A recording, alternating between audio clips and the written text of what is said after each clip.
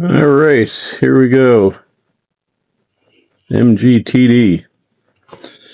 Hopefully by the time this video is over, we'll have a supercharged TD. I'm going to try to do things a little differently than suggested by the person who sold me this. Mainly because the biggest thing, of course, is that I really would prefer not to remove the hood if I don't have to. I know that's kind of going to make things a little more difficult, but working alone, that's no fun to do, and I don't want to damage it, so it's got enough problems already. So we did disconnect the ground on the battery, and since I'm right here right now, I think we will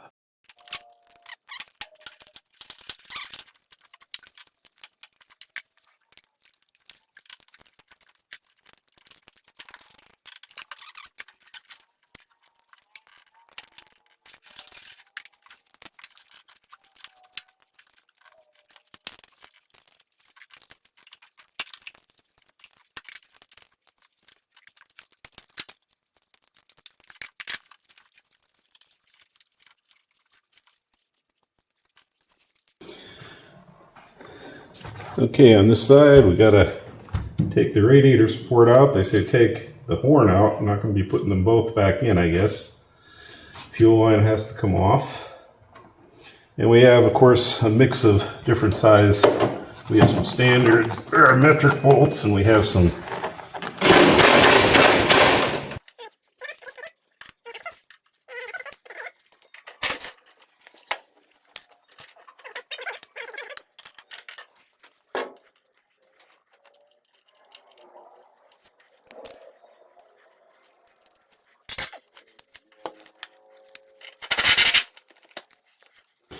and of course, one of my own personal pet peeves when I watch some of these videos online of people working on these beautiful, not that this is beautiful, this is a driver, but some really nice antique cars. One of my big pet peeves, of course, is the fact that they never seem to want to put a fender cover on them.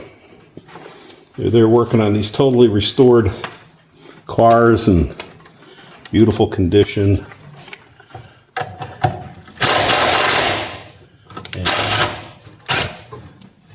And what do? They just keep on working on them and never do anything to protect them.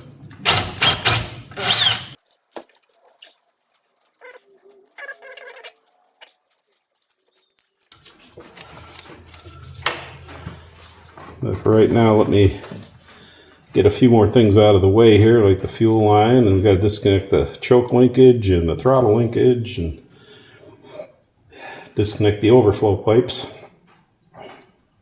And I think I still have a special tool I made for that.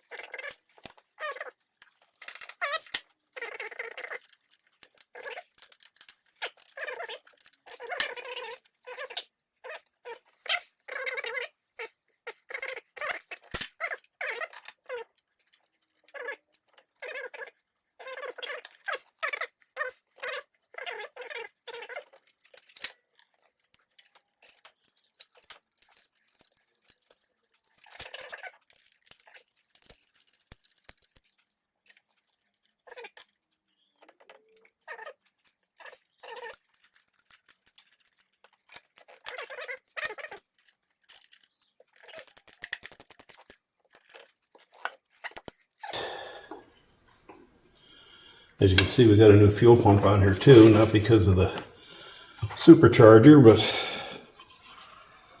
because I was getting concerned about the one that was on here.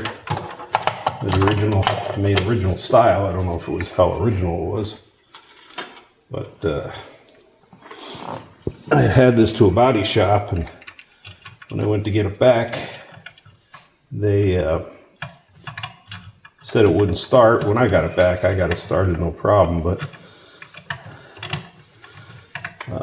they were pretty convinced it was the fuel pump, and I was thinking it might be time to upgrade it too, so we did do that, and I think I'm going to take the other pump, even though it was working, and send it out and have it rebuilt just as a spare.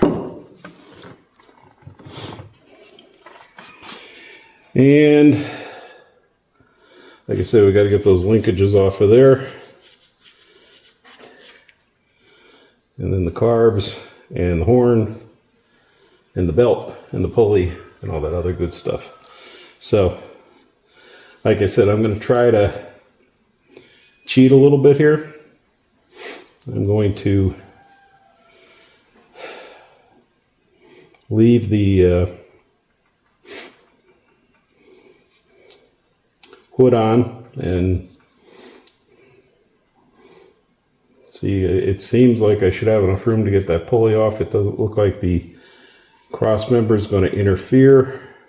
The engine sits good in this car because I had fixed the front mount, so everything's nice and lined up. So from there, we'll see what else we can.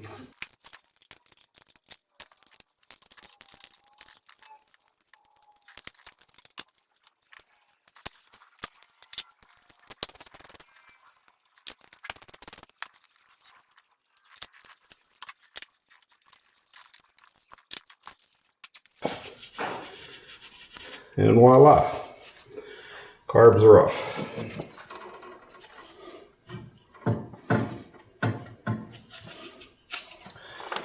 That is, believe it or not, if you're not familiar with these, that's the original, relatively the original color of the exhaust manifold. That one was, I think the process is called aluminizing, where they actually blast this on in flames. Had that done. I think it looks pretty cool. It seems to be holding up pretty well.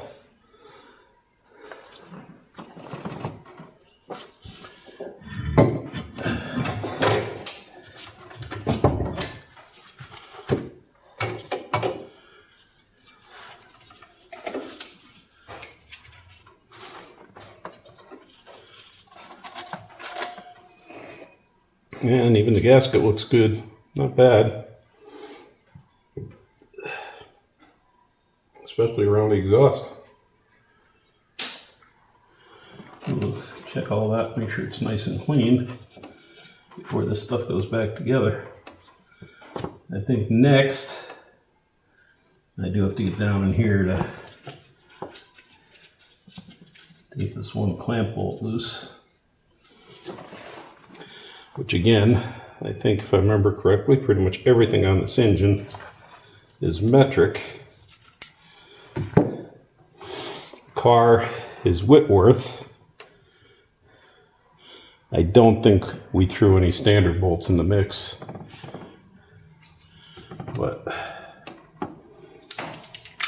even the metric bolts are supposed to have Whitworth heads on them, and they may very well all have it that way. That was, I think, their attempt to not make all the mechanics buy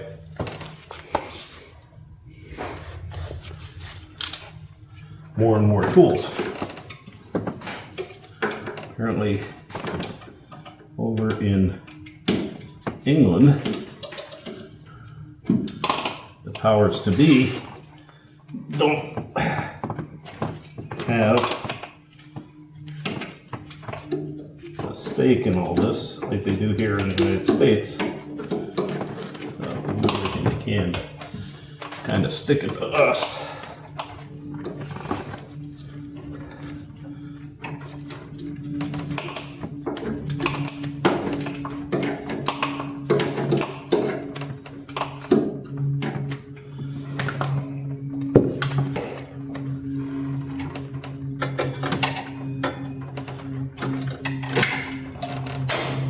One line. There's the second line.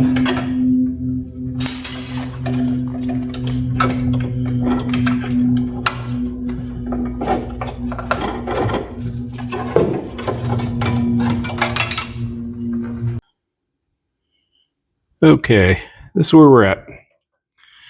I kind of lost track here and changed the pulley without really getting much video of it. Got the new pulley on. Got the alternator belt back on, or excuse me, the generator belt. And it is a new one I had laying in the toolbox there, so I just decided to put it on, even though the other one was in pretty good shape. Have the supercharger belt in place underneath the pulley. I did have to unhook this side of the bearer plate so I could jack it up to get that belt underneath. I'm draining out all the antifreeze, even though I didn't pull the radiator. I didn't really have to jack the engine up other than take the bearer plate off. So we're moving along pretty good. I know there's a couple things down the road here that might be a little time consuming. I may have to move the starter switch. Seen better looking cables too. But it's only the coating over it, so it's no big deal. But as I said, everything looks pretty good. I'll have to clean this up just a little bit. Have a new gasket for it. Then I guess we'll test fit and see what else has to be moved. But for right now, I think we've had enough for one day. Tomorrow's supposed to be a crappy day. Not that it's going to matter much to me because I'll be down in the office. But it's all drained. I'm going to put a new valve on the side here, even though they're just for show anymore. The one in the radiator actually looks pretty good. And we'll call it good for today, and we'll pick up back with this probably in 2 days.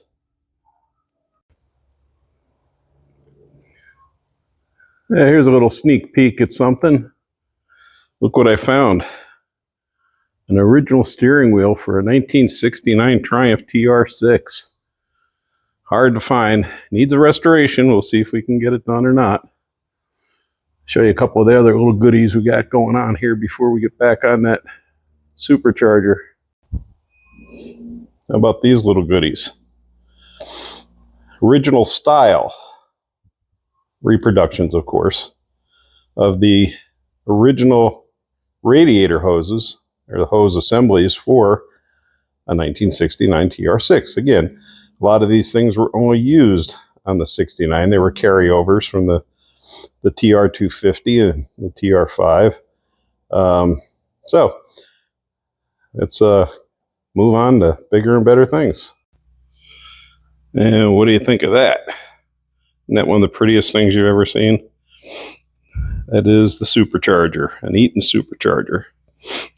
And we will hopefully be getting that bolted on today.